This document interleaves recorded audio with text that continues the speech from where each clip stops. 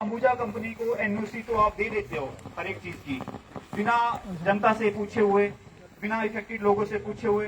तो आप sir request ये है कि सर जो हमारी प्रॉब्लम है, सर जो डिफिकल्टीज है हमारी, आप कृपया उसको भी उनके सामने बताया करें कि सर यहाँ पे ये चीज प्रॉब्लम हो रही है, यहाँ पे इन लोगों को ये चीज हो रही है।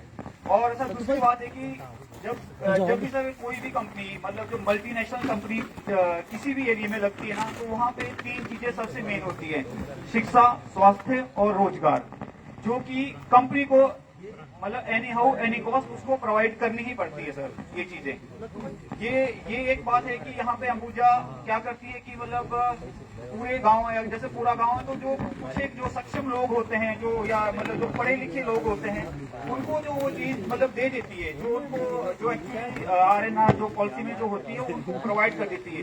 जो बाकी लोग होते हैं, जो मतलब दबे कुचले लोग होते हैं या मतलब अनएजुकेटेड होते हैं, उनको पूरा का पूरा जो एक्चुअल जो उनके जो राइट्स हैं, जो उनके हक थे, वो जो मिलने चाहिए, वो उनको हक नहीं मिलते। और ये कंपनी जानबूझ के करती है सर, ये अंबुजा सीमेंट कंपनी।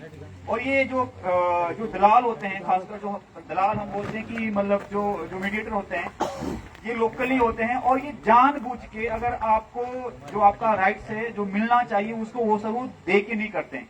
मतलब वो अपनी जॉब को एक साल से मतलब वो बचाते हैं, और कंपनी से सर वो कंपनी को ये बोलते हैं, देखो जी मैंने इस बंदे को जो इसका हक था, अगर किसी बंदे का अगर हक अगर 1 करोड़ उसको मिल रहा है ना, तो उसको कंपनी 50 लाख देगी, और बाद में बोलेगी सर मैंने 50 लाख कंपनी का बचा दिया, सर आप मेरे को इंक्रीमेंट दो, आप मेरे को ये चीज दो, क्योंकि सर मैंने कंपनी का प्रॉफिट किया, मैंने इसको जो इसका हक था वो उसको नहीं दिया, और मैंने कंपनी का प्रॉफिट किया, तो सर आप मेरे को इसमें इंक्रीमेंट दो।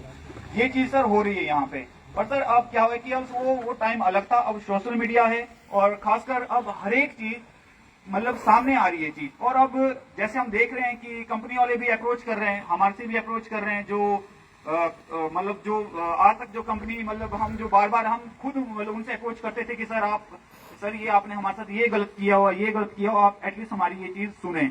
पर अब कंपनी खुद अप्रोच कर रही है, क्योंकि कंपनी को पता है कि इस टाइम जो है उनका जो गला है, वो जो संदीप जी की जो ये मुहिम है उनके हाथों में है सर। तो कंपनी इस टाइम इस मुहिम को खत्म करना चाहती है।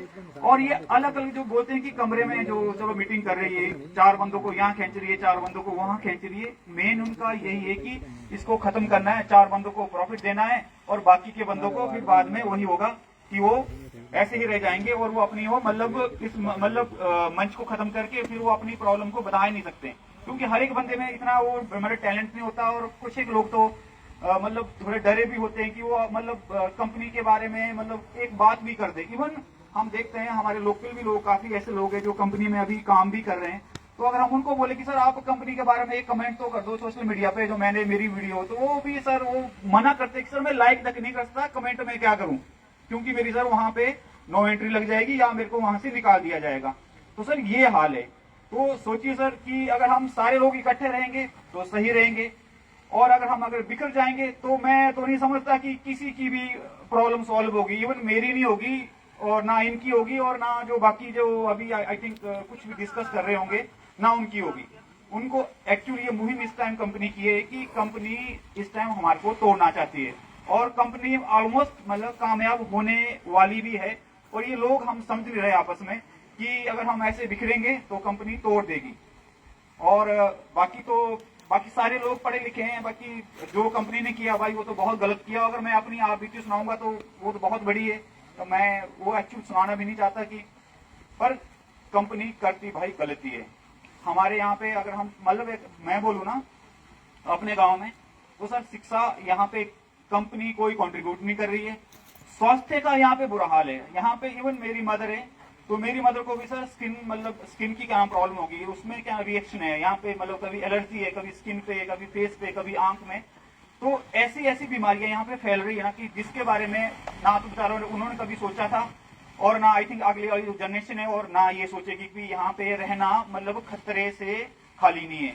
बाकी सर पानी का बुरा हाल है। हमारे गाँव में 3-4 प्राकृतिक स्रोत है पानी की, बॉडियां थी हमारे गाँव में, ठीक है, धान लगते थे, हम खेती बाड़ी पे डिपेंड थे, हम किसानों के बच्चे, हम बोलते हैं हमारे पास कोई रोजगार नहीं है, ठीक है, और ना कंपनी रोजगार कोई दिया हुआ है। ओपनली बोलते हैं, ठीक है। और ना हमारे को, ना हम इतने टैलेंटेड है, ना हमारे में इतना स्किल्ड है कि हमारे पेरेंट्स भी पढ़े लिखे थे कि हमने बड़ी बड़ी डिग्रियां ले ली है।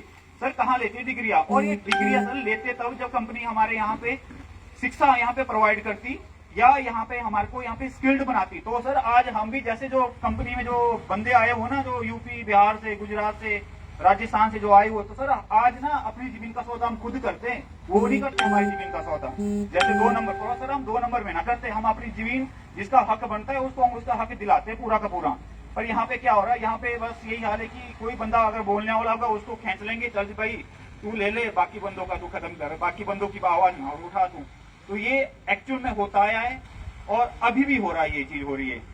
तो सर हम तो यही बोलते हैं इस मंच से कि एसडीएम साहब जी, चलो ठीक है, आप हमारी ग्रीवेंसेस को आप मतलब सुन रहे हो अभी, पर प्लीज आप उसको अमेंड भी कराओ और फोर्सफुली कराओ अंबुजा से।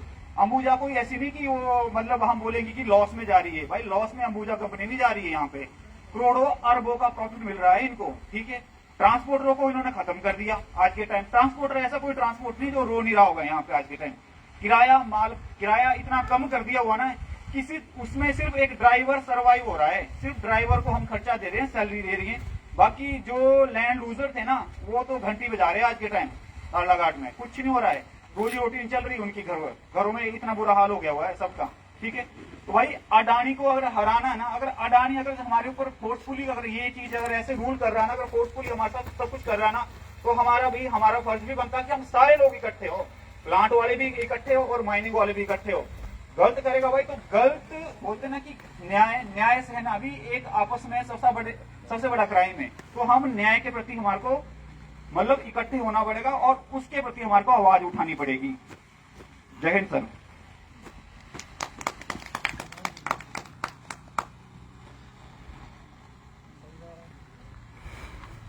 बहुत बहुत धन्यवाद राजीव जी, इन्होंने बहुत ही एक ब्रीफ करके ये मामला समझाया और बताया कि इन्होंने ओवरऑल सारी चीजें बता दी कि किस तरह से कंपनी अपने हथकंडे अपनाकर लोगों को कैसे अपनी मोनोपोली का शिकार बनाती है और बंद कमरों तक चंद पैसों का लालच देकर किसी अन्य कंपनी के जो गैर कानूनी काम है उन पर होने वाली एफआईआर या शिकायतों के मुद्दों से भटकाकर उनको किस तरह से षड्यंत्रकारी तरीके से फंसाती है।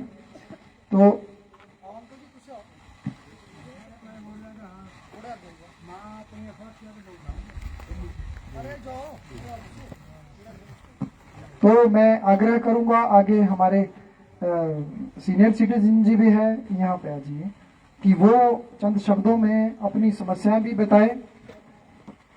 आप बैठ सकते हैं, अपना गांव का नाम और अपना नाम बता दीजिए। मेरा नाम देशराज है, कासंगोई से। उम्र बता दीजिए। उम्र 70-72 साल है। हाँ जी। और ये जो हमारे साथ है खेल खेल रहे हैं, को 25-26 साल से खेल रहे, और इन्होंने ब्लास्टिंग, नाजायज ब्लास्टिंग करते हमारे घर बार मवेशी बुजुर्ग बच्चे परेशान है। और इसलिए मैं कंपनी से या प्रशासन से ये रिक्वेस्ट करूंगा कि इस मौके को स्पॉट पर आके देखिए। ऐसे जुमलेबाजी से ना हम मानेंगे, ना हम इनके जुमलेबाजी से डरते हैं। सीधी बात है। मैं ज्यादा बात ना कहते हुए इनको मैं हाथ जोड़कर प्रार्थना करता हूं पर ब्लास्टिंग का ऐसा जो अनपढ़ बच्चे हमारे अंदर घर में बोलना नहीं चाहते, वो रखे हुए इन्होंने। उनको बोलते हैं साहब आज बम्बे गया हुआ है, आज मद्रास गया हुआ है। उनको अपने स्कूल का नाम नहीं आता बच्चों को कि किस स्कूल में हम पढ़ रहे, गांव के बच्चे। वो रखे हुए ब्लास्टिंग के टाइम में रात को ब्लास्टिंग लग गए करने। पूछते इनसे के ब्लास्टिंग का टाइम टेबल के नहीं हम तो जाते नहीं, लाइटें बंद करके ये माइनिंग चला रहे हैं और रात को ब्लास्टिंग कर रहे हैं। अगर हम झूठ बोल रहे तो मौके को देखो, बुजुर्गों को परेशान कर दिया। और जी मवेशी परेशान है, गाय बैल बुरा हाल है। अरे इनसे तो डरो जो बेजवान है, हमसे ना डरो, हम तो बोलेंगे। ये कहाँ जाएंगे, इनको ना कोई सुविधा है ना इनकी सुनाई है, भगवान के पास है सुनाई, इनसे तो डरो। ऐसे तो कई थल्ले लग गए, जुमलेबाजी नहीं चलेगी, ना ब्लास्टिंग देंगे हम करने जब तक हमारी सुनाई नहीं हुई और हमारे घरों का सेटलमेंट नहीं हुआ। हमारे घर बिल्कुल नजदीक है, 50-100 मीटर के पास है, कोई भी प्रशासन नहीं आता, कोई अंबुजा का अधिकारी नहीं आता। इनके और पल्लेदार बेलदार आते, वहाँ ये इस पद पर है उस पद पर है, और वहाँ से देख के भाग जाते, जी वो आया था, साहब है नहीं यहाँ, राणा है और साहब के पास बड़ी ऊंची पीठ वाली गाड़ियां दी हुई है घूमने को, वो हिल के नहीं है राजी कुर्सी पर से। ऐसे इम्प्लॉयजों को तो हाथ जोड़ के इस भगवान से प्रार्थना करते हैं भाई इनका तो यहाँ से बस जुमलेबाजी वाले को तो बस भेज ही दो, वहाँ से आए हुए। हम ज्यादा ना बोलते हुए किसी बात से हम विराम कर देते हैं। बहुत बहुत धन्यवाद सब, बहुत बहुत धन्यवाद। देखिए इन्होंने अपने मसले बताए, क्योंकि वाकई में सुगोईधार में ही हम धरने पर हैं और ये रोज आते हैं। देखिए इनकी उम्र देखिए, अवस्था देखिए। सबसे पहले मैं उन नुमाइंदों को ये कहना चाह रहा हूं कि कोई खुशी से उस पहाड़ पर इतनी कड़ाके की ठंड में धूल फांकने के लिए खुशी से नहीं आएगा। इन लोगों को जब समस्याएं हैं इसलिए लोग वहां पर आ रहे हैं। और मैं ये कड़े शब्दों में ये कहना चाह रहा हूं कि ये मुहिम नहीं रुकने वाली है, और आज ही मैं इसका आगाज कर रहा हूं कि कल सुगोईधार पर जो धरना चल रहा है और साथ में हमारा जन जागरण अभियान जगह जगह से, क्योंकि कॉल आ रहे हैं, वो साथ में चल रहा है।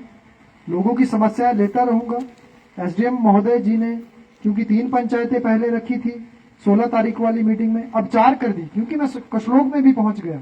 मैं उनसे कहना चाहूंगा कि अर्की उपमंडल में दोनों कंपनी है, अंबुजा सीमेंट वो अल्ट्राटेक से भी मुझे कॉल आ रही है, मैं वहां भी पहुंचने वाला हूं अभी।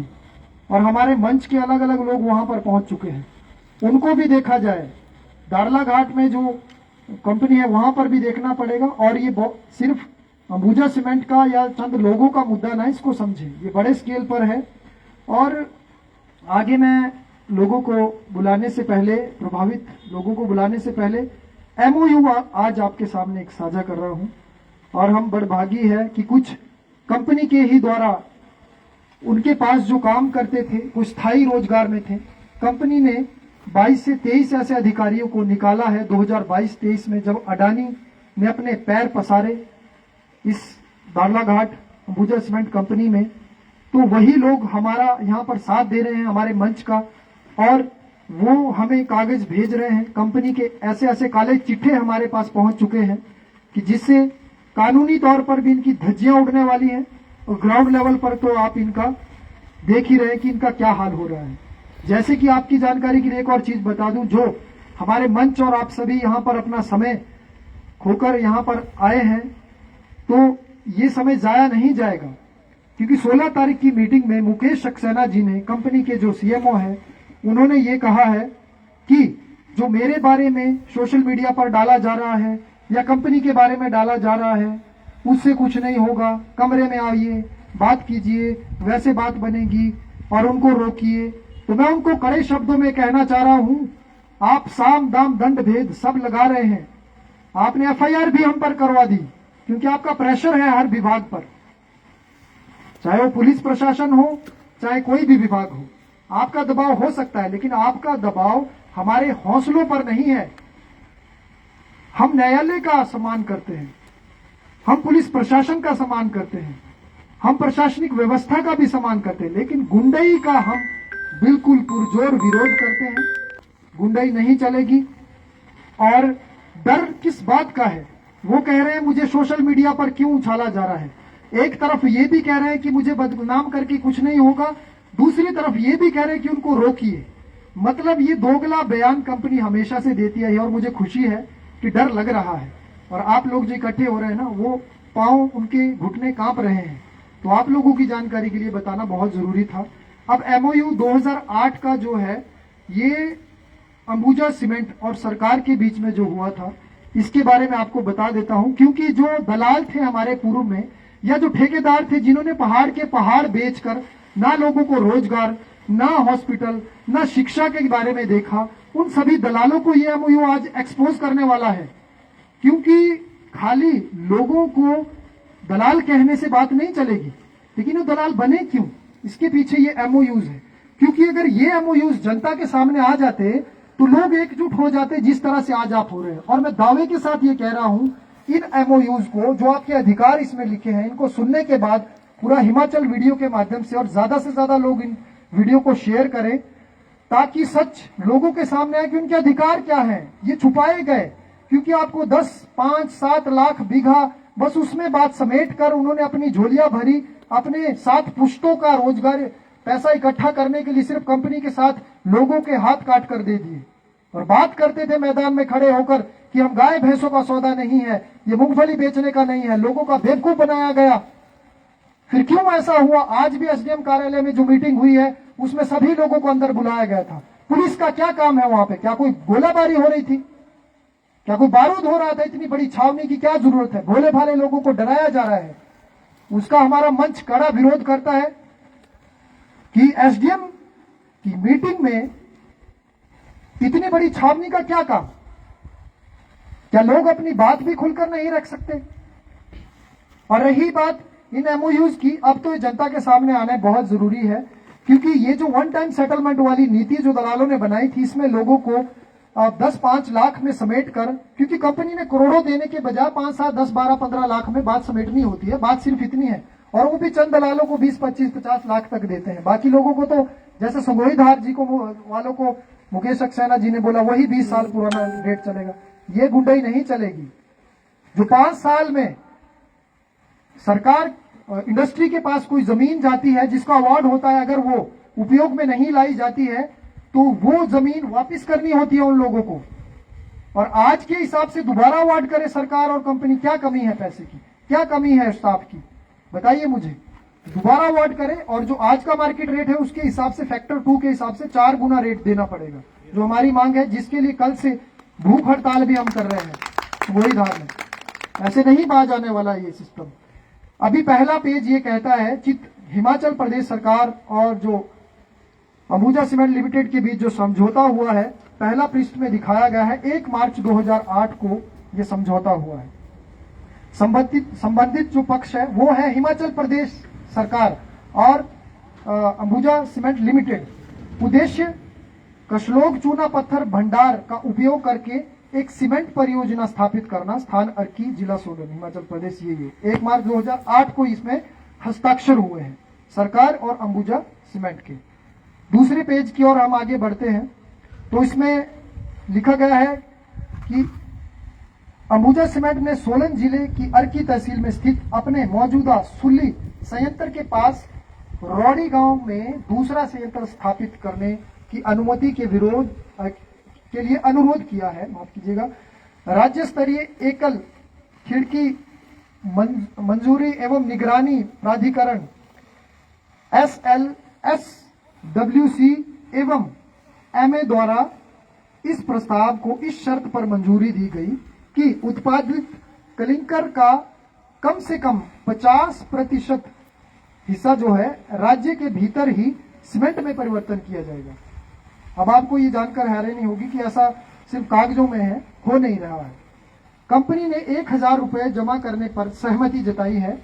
समझौता ज्ञापन पर हस्ताक्षर करने के 45 दिनों के भीतर सुरक्षा राशि के रूप में 2 करोड़ रुपए जमा करने होंगे, जो उस वक्त 2008 का ये मैं कह रहा है।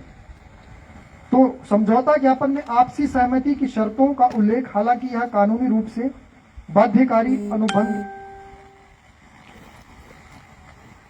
नहीं है।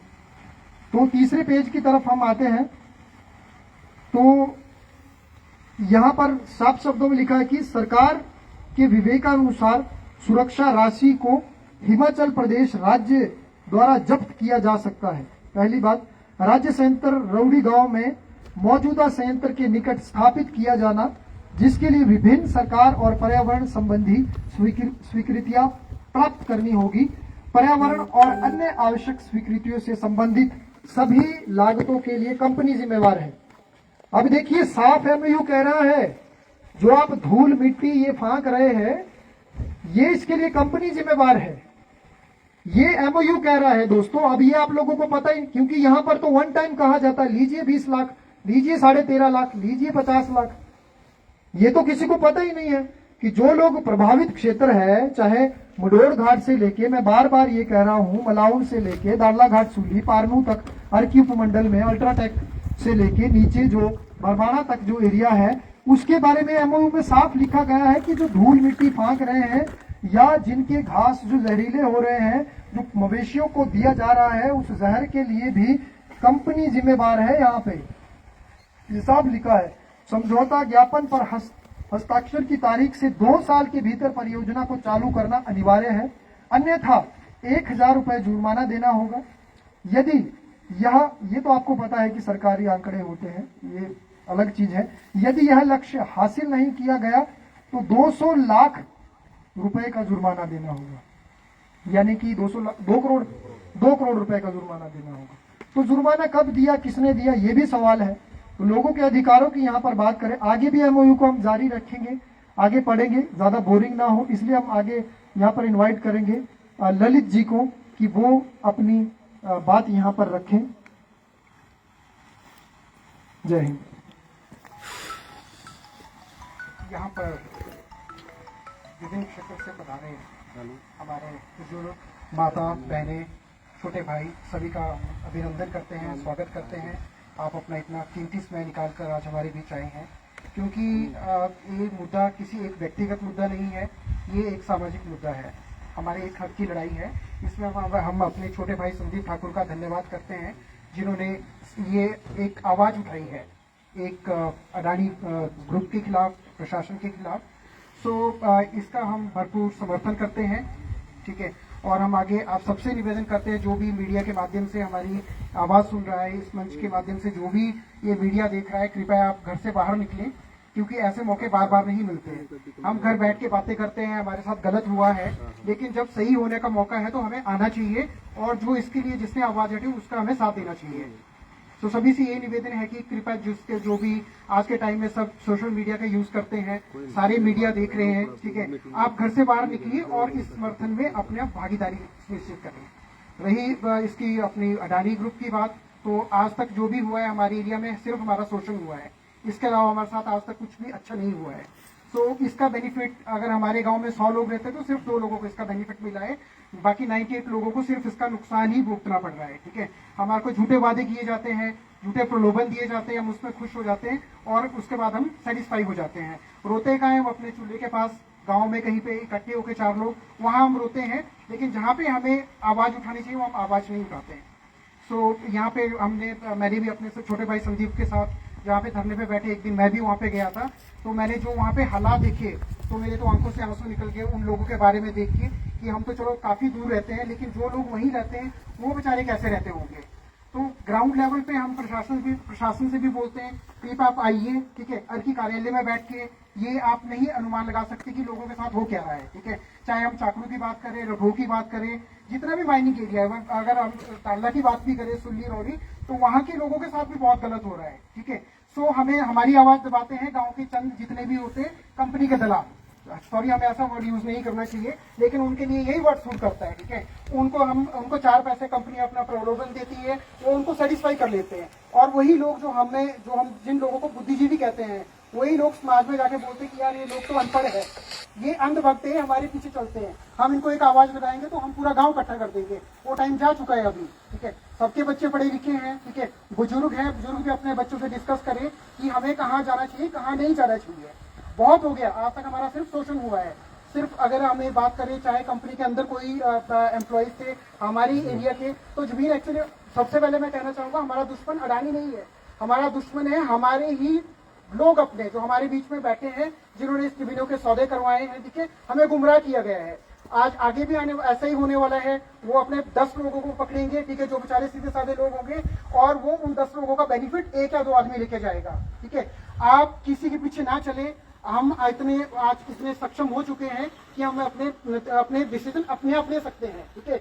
तो किसी के पीछे ना चल के जो एक इतना अच्छा है हमारी एक शुरुआत हुई है, इसमें प्लीज भागीदारी बने, इसके आगे आए, और आपके जो भी मुद्दे हैं ये सोशल मीडिया के थ्रू, इस मंच के थ्रू आप बिल्कुल खुल के सामने रखें, ताकि ये आपकी आवाज प्रशासन तक जाए और प्रशासन इसमें कड़ा कदम उठाए, क्योंकि जब तक हम नहीं बोलेंगे तब तक हमारी कोई नहीं सुनेगा। सो इसी के साथ और भी हमारे काफी लोग बड़े दूर क्षेत्र से आए हैं, उनको भी मौका मिलना चाहिए। सो बहुत बहुत धन्यवाद आपका यहाँ पधारने पे। Thank you so much. बहुत बहुत धन्यवाद ललित भाई जी। और चलिए अभी हम आगे आमंत्रित करेंगे हमारे भाई है यहाँ पर गमारो गांव से, क्योंकि आपने देखा कि वहां पर 6/12/2025 को एक अनियंत्रित अवैज्ञानिक तरीके से जो ब्लास्टिंग हुई है, जानलेवा ब्लास्टिंग उसको कह सकते हैं, जिसमें लोगों को जान बचाकर वहां से भागना पड़ा और इतनी भारी भरकम चट्टानें वहां पर आई। तो वो मामला किसी से छुपा नहीं है, पूरे हिमाचल ने उस ब्लास्ट को देखा है। और जिसको आज बंद कमरे में मीटिंग और सिर्फ चर्चा का विषय बना दिया गया, एफआईआर का मुद्दा वहां पर था, उसे कैसे भटकाया गया वो सभी को पता है। हम बार बार अपने मंच और सोशल मीडिया के माध्यम से लोगों को बता रहे हैं कि मामला एफआईआर का था, ना कि समझौते का या चर्चा का या मुआवजे का। मुआवजे की बात बाद की है, पहले एफआईआर होनी चाहिए। तो वहीं के उसी गांव के ये भाई है हमारे, और उनके विचार भी आप सुनिए, क्योंकि आपने गत दिनों में सुना कि कुछ चंद कंपनी के जो मीडिएटर है या दलाल है, उनके द्वारा कुछ लोगों को प्रलोभन भी दिया जा रहा है और बात चल रही है। वो पूरे तरीके से पिछले कल भी तहसील कार्यालय में भी कुछ लोग पाए गए, क्योंकि कंपनी मुद्दे से सिर्फ भटकाना चाह रही है, एफआईआर ना हो। क्योंकि आपको पता है एफआईआर बहुत बड़ा एक एक्शन होता है, और उसके बदले में आपने देखा कि हमारे ऊपर एफआईआर भी हुई, 2 एफआईआर हो चुकी है, सिविल सूट भी किया है, तो हम डरते नहीं।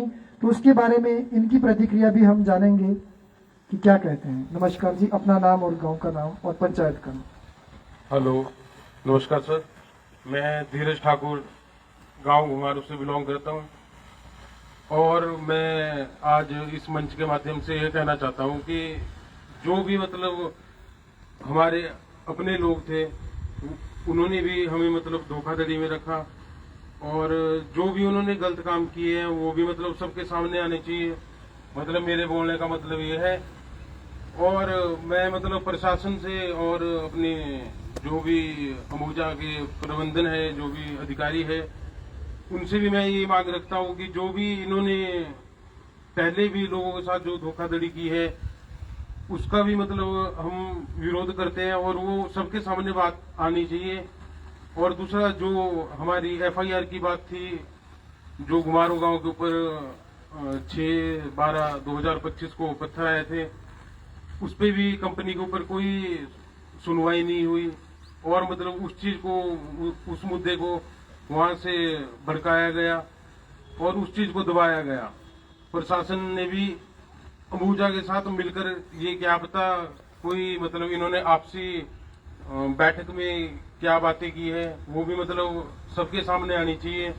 और मतलब मेरे बोलने का मतलब ये है कि जो भी मतलब मीटिंग होनी चाहिए वो सबके सामने हो, जिससे मतलब सभी लोगों को ये पता लग सके कि क्या बात कर रहे हैं ये कंपनी वाले।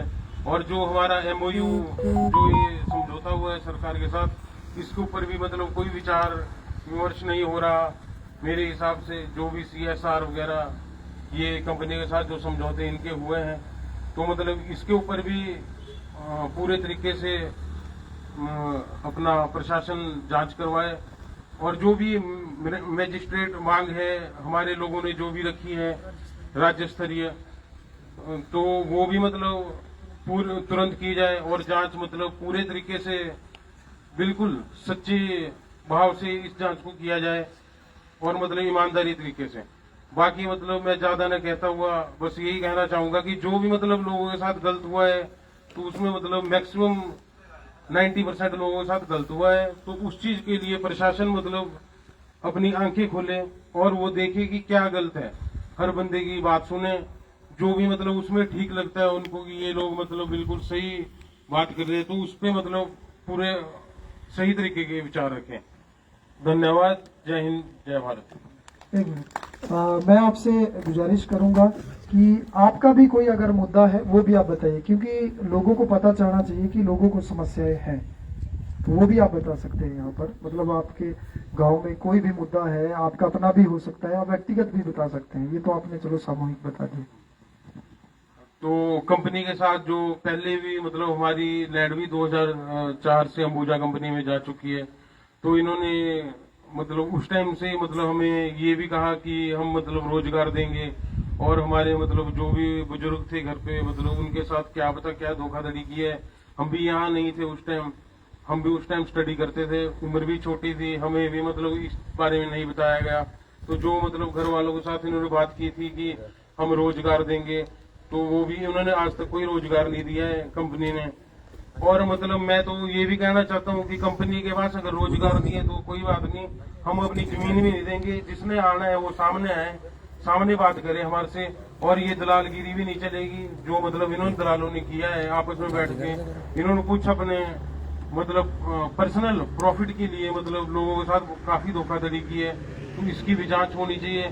तो अगर मतलब ये जॉब भी देते हैं तो जैसे सपोज करो हमारी जमीन यहाँ जा रही है अपने दारला घाट अंबुजा सीमेंट प्लांट में, अपने गुमारो गांव में या मतलब मांगू क्षेत्र में, तो मतलब ये जॉब भी निकाल के मतलब हमारे को किसी को राजस्थान के लिए बोल रहे हैं, किसी को गुड़गांव के लिए बोल रहे हैं, कोई राबड़ी आवास जा रहा है, कोई बठिंडा जा रहा है। तो मतलब हमने जमीनें भी यहाँ पे दी है तो हमें रोजगार भी यहीं पे मिलना चाहिए। हमने जमीनें राजस्थान या गुड़गांव या कहीं मतलब ऐसे बाहर तो नहीं दी है, हमने तो जमीनें यहाँ दी है, तो हमारे को रोजगार भी यहीं मिलना चाहिए। बाकी हमारे को आज तक कोई रोजगार नहीं मिला है। बाकी जब भी हमने जमीनें देनी होगी तो हमारे से डायरेक्ट बात करे, बीच में कोई हमारे को दलालगिरी नहीं चाहिए। बाकी मतलब जो भी गलत हुआ है वो सबके सामने आना चाहिए। जो भी ये लैंड डिपार्टमेंट के जो भी कंपनी के दलाल थे, ये सभी मतलब लोग इन्होंने जितना भी गलत किया है वो सबके सामने आए। मतलब मेरी यही गुजारिश है, मेरी यही प्रार्थना है प्रशासन से भी, Ambuja cement plant unit head है जो उनसे भी। बहुत बहुत धन्यवाद सर, आपने अपने विचार रखे। और चलिए आगे हम आमंत्रित करेंगे यहाँ पर हमारे साथ और भी लोग जगह जगह से आए हैं। आइए सर, आप यहाँ पर अपने विचार, अपनी परेशानियाँ और जो ये धरना हमारा चल रहा है संगोईधार में, उसके बारे में अपने चंद शब्द कहें। अपना नाम और गांव का नाम और पंचायत का नाम बताएं। मेरा नाम रघु सिंह है, जिला पंचायत है, गांव शेरगिरी है। और जो कंपनी के साथ हमारे जो वादे हुए थे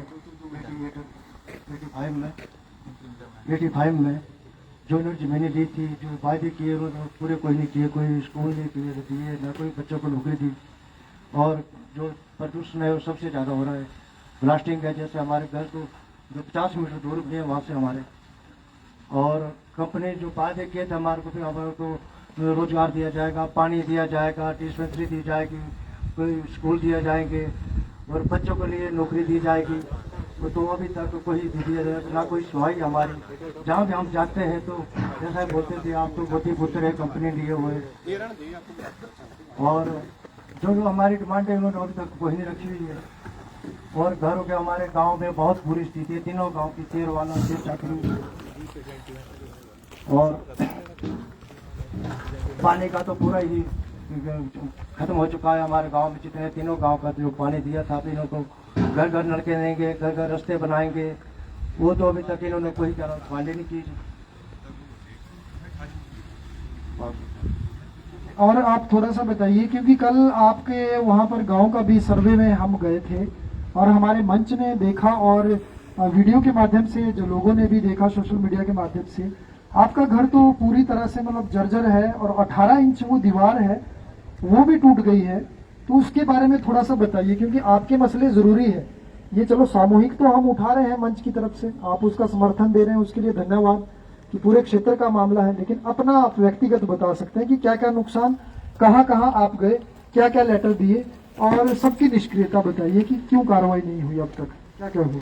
हमारे जो ब्लास्टिंग होती है उनसे घरों में दरारें आई। मैं तो खुद आई अपने घर में दरारें आई, हमारे को रहना भी मुश्किल हो जाता है वहाँ।